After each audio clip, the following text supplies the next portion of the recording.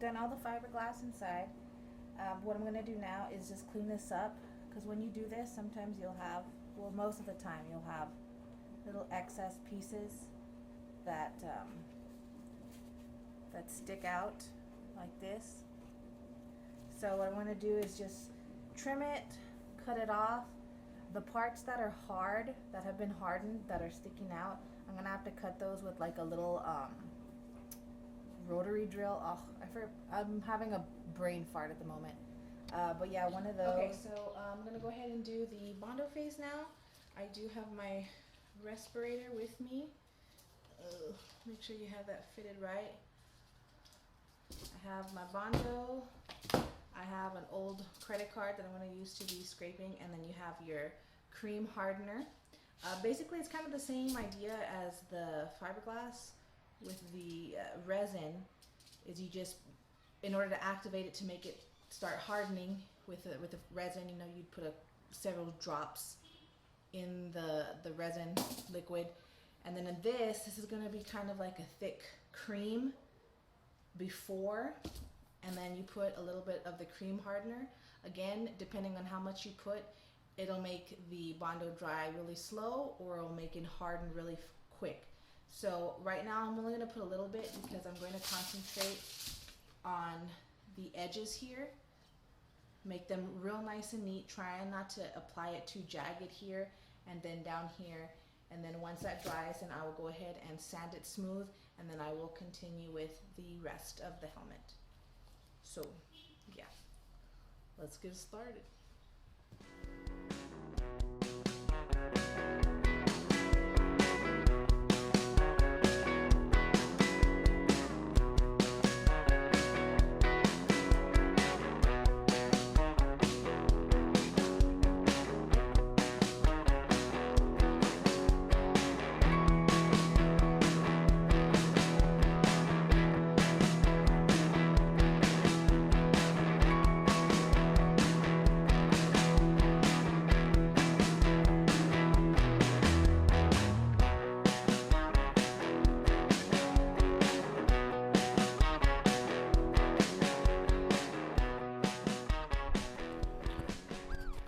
Okay, so basically after you do the bondo, it's kind of like just frosting a cake, I guess. I mean, I make it sound a little too easy when I say frosting a cake, but it is kind of like that.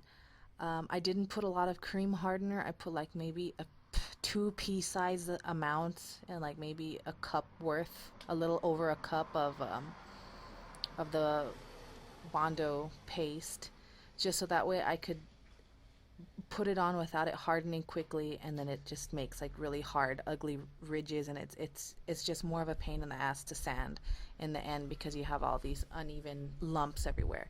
So I would say, yeah, put a little bit of cream hardener, not a lot, before you do that. Now, so what I already let it dry for 24 hours. So what I had already started doing is I bought a very coarse sanding sponge to get off the big chunks and sand it down with the big chunks. And then I have 150 grit what is this, sandpaper, to smooth it out. Now of course it's not going to be perfect. You should have like a putty, the putty that they sell with it, to go over the holes, and just to make everything more even. And that's what I did here. I already put it on, and I'm just letting it dry. And then after that, then you can sand it a little more, and it'll be more even than it was before. I unfortunately don't have access to one of those electric sanders. I think that would have cut my sanding time in half, but it's okay. You know, I work with what I have. And then I also use this just to blow some of the stuff away. And I like to hold on to old credit cards and gift cards, and that helps me apply the stuff here. So, you know, when you do this, when you're sanding, don't use a respirator for it, because the respirator won't help against the little bits of sand. But, you know, use another face mask, a filter mask, so you don't breathe in all this crap. Eye goggles also, as I'm wearing here. And then yeah, just keep sanding it until smooth. And then the next step after it's just about right is when it's just about right, you know, as smooth as you can get it.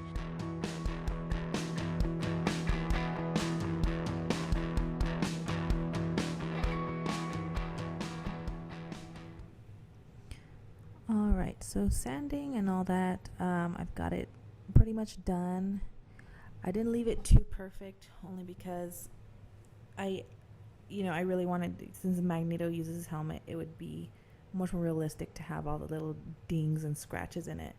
So I kind of left it, you know, I didn't smooth it out completely perfect, but that works for me. A thing I want to mention, I'm doing the Magneto helmet for the Days of Future Past, and one thing you need to know about each Magneto character in each movie, the helmet tends to change. And since I only had I think the first pepakura file for the Magneto helmet, it didn't come with the extra things, which I'm kind of glad, because if I had done it with the bondo, I probably would have messed it up, just because that it's raised. For some reason, I just feel that I would have messed it up. So this was like a nice little thing here.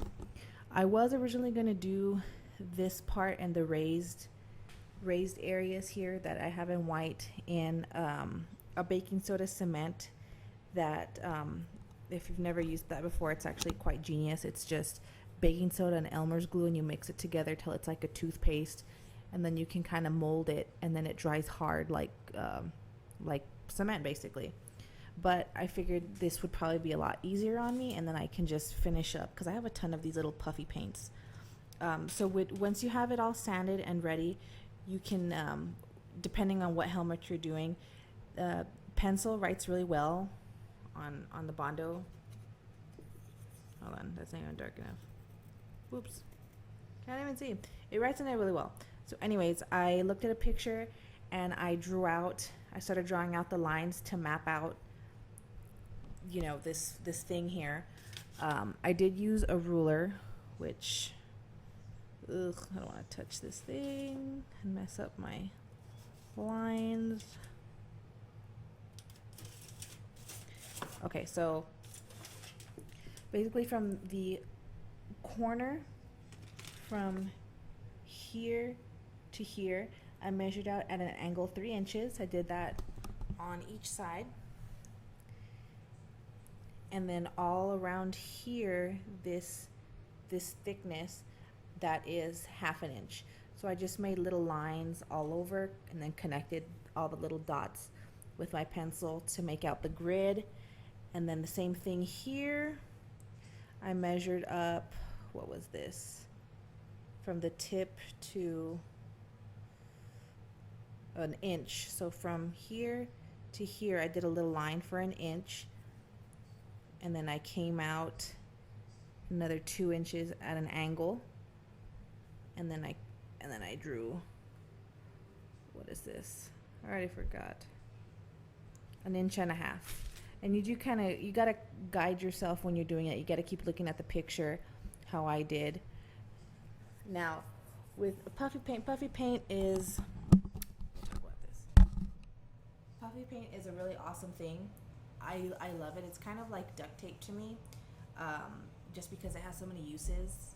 I mean, puffy paint is basically something you can use but it's mainly intended for painting on fabric to make three-dimensional, you know, pictures and things on fabric when you're sewing or whatever. But you can also do like window clings with puffy paint. You could do it, you know, paint with it on things. In this case, I used it to outline the little grid that I made for this, you know, the thing, the ridges, the raised part of the helmet. And then let me show you here. And then now there are some places that is more raised than the others. So what you have to do is first, you know, you outline your pencil markings, and then like I did a line where it's raised. I did do the line in pencil, and then I went over it about 3 times till it was more raised than my painted part here. And I also did that for the side. You know, it's kind of subtle, but you know it's there because that's how it looks in the picture. And over here I haven't yet filled it in yet with the puffy paint. And I just love this. Puffy paint is so cheap. And then after I fill this in, then I'll let it completely dry. You can kind of speed set it with puffy paint. You can do it with like a blow dryer. And then you can, then once you do that and you're all ready, you've done all your little things, then you can go ahead and prime it. I have a spray paint primer that I picked up at Lowe's. It's that Rust-Oleum brand, but you can pick whatever.